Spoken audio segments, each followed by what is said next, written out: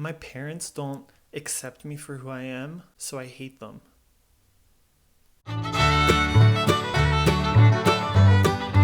Welcome back to my channel. Hi, my name is Francis if this is your first time here, and I used to be a Catholic priest. You can't tell by looking at me now, but I was.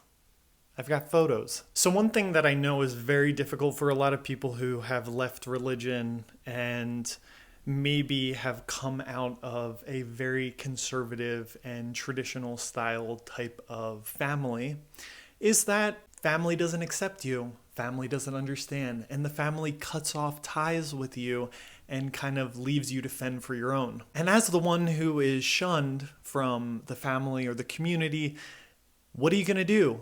Are you going to try to maintain some sort of relationship and connection with your family?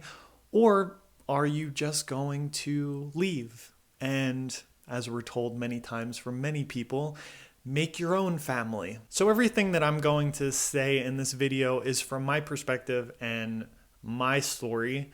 And maybe you can get what you want out of it, but I'm not speaking for you. I'm probably going to skip over a lot of details that I cover in other videos, so if you have any questions, maybe I answer them in other places. At this moment, in year 2022, right before my 33rd birthday, I do not have a good relationship with my family. Why? Many times since leaving religion and the priesthood and coming out as gay, I have had conversations with my mom on the phone, and she told me explicitly that it is not because I have come out. That's not the root of the problem. Although she doesn't agree with the homosexual lifestyle, she realizes from her perspective that some people go through confusing moments in their life and then they can come out of that again. I'm not sure that I will come out of coming out as gay, but I guess all things are possible. My family is very Catholic, so they have certain principles that they have to uphold in order to continue on being Catholics. You can't just pick and choose. The problem is that when they're dealing with somebody, even a son, a daughter, a relative, a parent, who is making lifestyle choices that they don't agree with, any sort of interaction, any sort of appearance of acceptance can be detrimental because it may appear from the other person's perspective that they are condoning the actions. But also with this silence and separation that I'm experiencing from my family, I feel like in a way, it's almost like a indirect punishment. It's almost like, well, you made your decisions and this is the consequence of that decision. So if you want to maintain the relationship, then you're going to have to change, not us. But clearly, the main crux of the issue, the main reason why I don't have a good relationship with my family is because I lost the faith.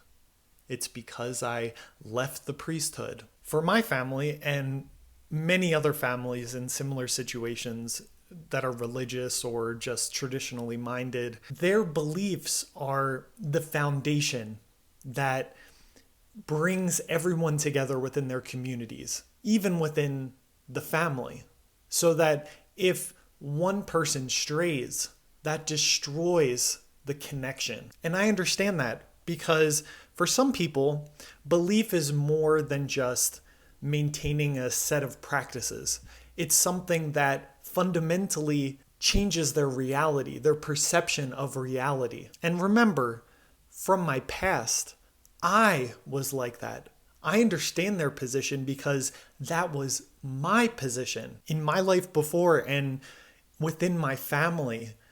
The faith and religion were the stabilizing force of our life.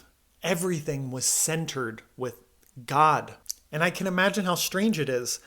I seemingly, some people question my intention before considering my decisions recently, took this religion and really made it my own and took this path that led me to eventually become a priest. So in their eyes, I became within my family a pillar of belief and religion, something that they could rest upon and say, look, this is the fruit of our beliefs. It's hard to explain what happens within the dynamics of a family when one of the members becomes a religious or a priest. But let's just say that when I left the priesthood and lost the faith, it fundamentally shook our family. So that's the situation. And I have two choices. I can say, F you, and move on with my life, or I can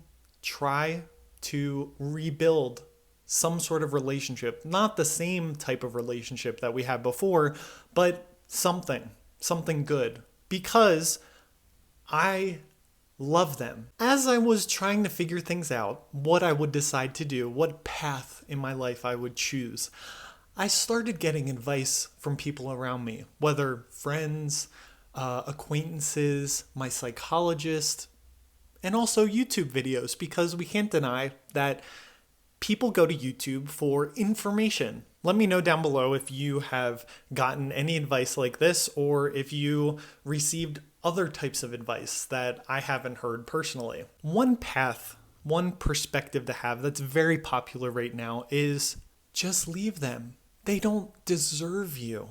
If they don't accept you for who you are, they don't really love you. Go off, make your own family, gather the people around you who accept you for who you are. Look out for your mental health. If this is who you are, then you are 100% correct in everything. It's not your fault that the relationship died. My psychologist also gave me some advice. She said, why don't you test the waters? I mean, you love your mom. You'd like to maintain a relationship with your family. Just shoot off some messages. Don't be controversial. Just see what's happening. Open up the conversation. Because maybe what's good for you is to bring your parents along in your journey. I'm not putting myself in a position of superiority. I'm not telling them, I'm right, you're wrong. You have to change for me.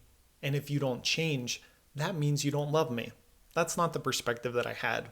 But based on mutual love and respect for the other person, to honestly bring them along with me as I'm trying to figure things out in my life. Hopefully I won't be in the same position that I'm in today for the next few years of my life. I hope that I'm always evolving and changing and understanding more and conforming myself more and more to what is true. I know that people don't think like that nowadays, but if gravity exists, believe me, I'm not jumping off of the roof. And then the podcast and the YouTube videos where they say how to deal with conservative parents. What should you do? I was told in these videos that I'm the open-minded one and they are the ones that are stuck in their ways. I am told that I should empathize with them and pity them because it's hard for people of former generations to change, to grow with the times, that I basically need to treat them like they're ignorant and uneducated. They want to place me in the position of being the victim. If there was a rift in the relationship, it wasn't my fault. I didn't do anything. I was being authentic. I was being true to myself. The rift was caused by them. They condemned me. I saw this video that was titled something like how to deal with emotionally immature parents. That can bring up a whole other topic, especially because people nowadays focusing on their mental health and how much they're a victim. They just blame everyone else for their problems. They don't take responsibility. They say, oh, this is trauma that I'm experiencing from them, from the parents, from even ancestors. Anyway, in the video, this woman named Katie Morton, she gives a definition of what emotional immaturity is. And it's an article taken from a blog called Heart, Spirit, and Mind. So she is obviously going to use this description to refer to parents. But I saw in the description the types of people, the LGBT people, or people who have left religion, or anyone dealing with conservative or traditional parents, the types of characteristics that are being instilled in them. Emotionally immature individuals walk through life blaming their problems on the people in their lives or situations and circumstances. They blame others for their anger, sadness, and depression, but rarely look inwardly. Instead of assuming responsibility for how they feel, they expect others in their lives to see their points of view. They attempt to control others, which is something you cannot control. Emotionally immature people are emotionally dependent. They seek to find reasons to justify their feelings and often are skilled at manipulating others. Rather than accepting what is, emotionally dependent people tend to obsess about how to get others to think like them. They will resort to unhealthy behaviors to get their way, even if it costs them what was once a loving relationship. Interesting, isn't it? So after hearing all of this advice, this is the conclusion that I came up with. If you only blame others for a bad situation that you're in, or in this case, a bad relationship with your parents, if you cannot be reflective and see your own role as a cause of that situation, if you only surround yourselves by people who validate your feelings and reinforce your ideas and create an echo chamber where other possible solutions are silenced, if you only want them to change, if they are the ones who have to change in order to resolve the situation, then maybe you're just a piece of shit, emotionally immature. Unfortunately, I know and see a lot of people like this. For me, I unconditionally love my family, and I will do as much as possible in order to rebuild our relationship. Although it won't be the same as the relationship we had before, I hope that the new one will be equally as good or better. If you want to cut off ties and go the other route, go ahead. It's your life. In recent years, they have said things to me and done things to me that have hurt, have really hurt, have caused me to cry myself to sleep. But also, I recognize that on my part, I did things that actually hurt them. Things that especially made my mom cry. I know that I didn't do it out of malice, and I don't attribute malice to their actions. In a complex situation, especially when you're dealing with human relations, it's not as easy as, I'm right, they're wrong, they have to accept me, or bye-bye. So right now, the current situation is that we don't talk much. We don't really have a really good relationship. And I think one of the major factors is that I don't live in the same country as they do. It's not easy for me to just pick up and go over to the house and have a face-to-face conversation. And also, I'm not in a financial position to buy a ticket. Hopefully that will change at some point. Most of our conversations now are very terse. Merry Christmas. Merry Christmas. How are you? Great. How are you? Great. Anything new? Not really. Love you. I really love you too. I miss you. I miss you. That's it. But we have in the past had really good conversations. Some hour and a half, 2 hour conversations where we really just dive in and just express everything that we're feeling and thinking and being open and listening to the other person and just letting it out there. And believe me, it is not easy. It's a lot easier to just blame them and to go on with my life. But I see my future without my family to be less than perfect. Not only less than perfect, but a situation that would make me unhappy. Obviously, family isn't everything, but for me, it's a significant part of my life.